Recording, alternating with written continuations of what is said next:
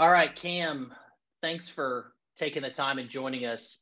What we're trying to do here is give people a feel for your journey in your career and how that journey kind of moved into consulting. Sure. Like most, graduate from university from wherever, right? You start your first job, right? I was blessed enough to get work the first over a decade of my career at a very large technology company. You work your way through that because that's what you think you're supposed to do, right? You get some experience, you go through client relationship management like I did, you go through program management, whatever it is that you do, right? And then at some point after you've got some years of experience, you say, is this all there is? Is this all I want to do, right? I feel like I need to do more, right? There's something else out there for me. Then I was, blessed enough to have go to oil and gas and do something completely different. After that, then I go back into a software business.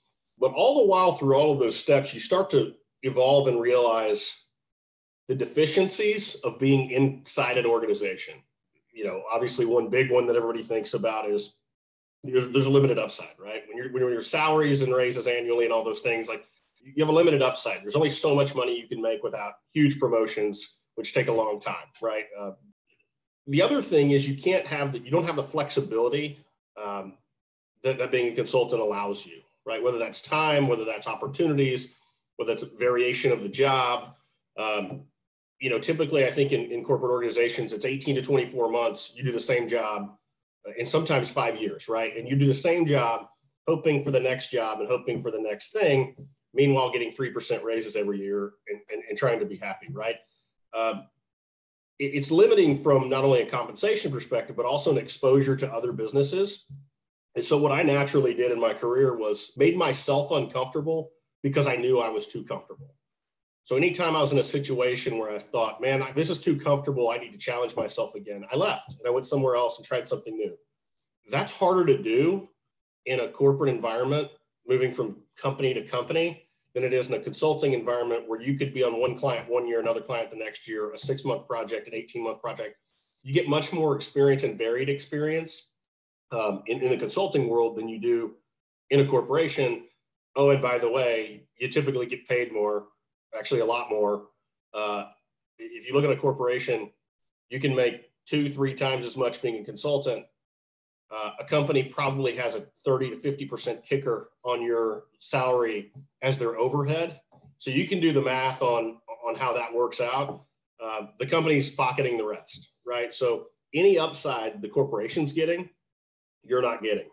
As a consultant, any upside goes straight in your pocket, not into the corporations. And as I'm sure you'll hear in Consulting University, the value that you bring to clients, they're willing to pay, knowing that they don't have a long-term salaried employee. They're willing to pay a premium for consultants. And by the way, you're doing the same job. They're willing to pay a little more. You're making a lot more, and everyone wins. It's a no-brainer move if you really want to grow your bank account, grow your skill set, and be challenged more and be more exciting. Consulting is the way to go. Not wasting away inside an organization. Talk a little bit about your own personal hurdles, how you mentally made your way through that. Yeah, so it's scary, right? Anybody who's been in the safety of a corporation, right, thinks, well, this is job security. Well, as the job market has evolved over the last 20 years, especially, right, with IT and with all these other organizations and industries who decide, I'm going to hire and fire based on how our quarter went, right? We're going to lay off people, then we'll rehire people and whatever. The idea of job security is a thing of the past, even in a corporation. It's an illusion, right? They create that illusion so that you'll stay, they can use you as long as they need you. And then if they don't, or they have a bad quarter, you're out, right? So there's really no job security there. And there's not in consulting either, but there's no difference, right? You're just getting paid more. And it's scary. It's a scary leap because you've heard that message from corporations and from leadership for so many years about how we care about you, how it's safe and secure here, all the things. Very few companies actually live that by action. They all say it in words. And there are a few corporations who do live that by action, but the vast majority do not. They're just giving you lip service, and then their actions will say something differently when they need it to. That's the reality of the situation. But because you've heard that message for so many years, it's ingrained so much that when you go out on your own as a consultant, it feels like, oh my God, I'm taking this huge leap. Is this reckless, right? Is this a bad thing to do? I've got a wife and kids, and I've got all these, responsibilities. Like, am I shooting myself in the foot, right? One of my wife's favorite sayings is from Father of the Bride, when Steve Martin finds out that his new son-in-law to be is an entrepreneur, and he said, "I think that's French for unemployed." Right? It's like the same thing, right? This whole thing is like, if you go out on your own, then all of a sudden you're just irresponsible, right? I mean, my parents said, my father's an attorney, has always been an attorney, and he was worried for me. He's going, "I don't know, do you know what you're doing?" Right? Because it's not the traditional path. Which is why there's so much value in going that path, because most won't, because they're too scared to do it. And those who take the risk will get the payoff. So I think that's a huge, huge part of it, is just being willing to take that risk and lean into it, right? Talk about if somebody was doing that thing and they were looking to jump, they're buying everything you're selling, right? They believe what you're saying.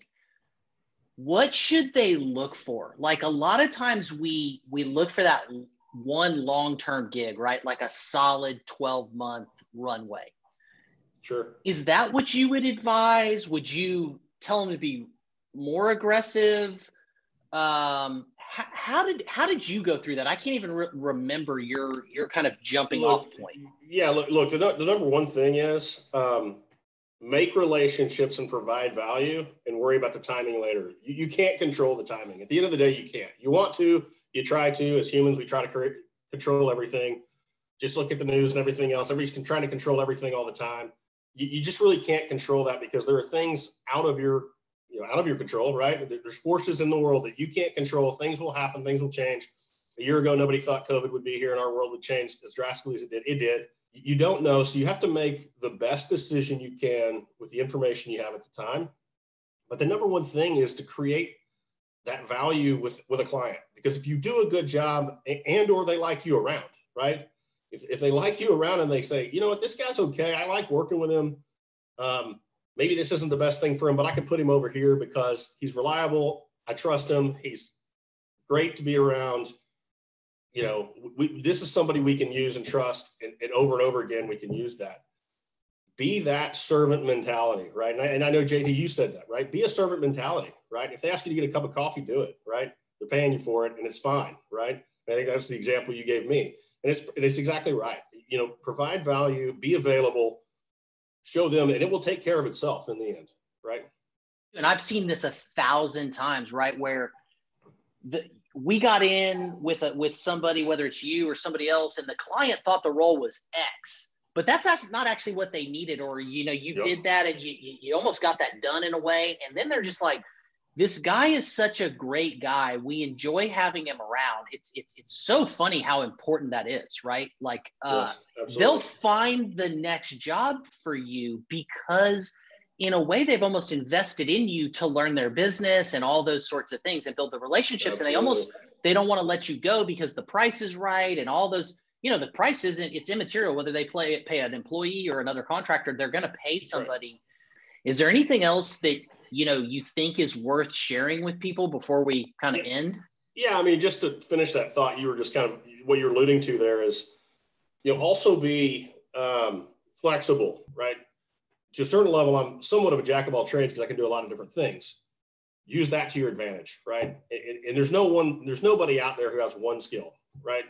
Think about all the skills you have. You've got more than one. You probably have 5 or 10 or 3 awesome ones or whatever it is, right? Use those and find the right place to create the right value. As you know, I've been in a spot where it wasn't the right fit, whether it was personality or they wanted X and, I was doing X because that's what we thought and they wanted Y or whatever the thing is. Adjust, right? And be willing to do the next thing where it does make sense. So I think that, have an open mind, I guess is what I'm trying to say, and be willing to be adaptable. Right on, man. I think this is super, super valuable for people to kind of hear straight from the horse's mouth. It's one thing for me to kind of tell people, but when Sure. folks like you can tell the story, it's just so super valuable. So listen, man, thanks for taking the time. All right. Absolutely.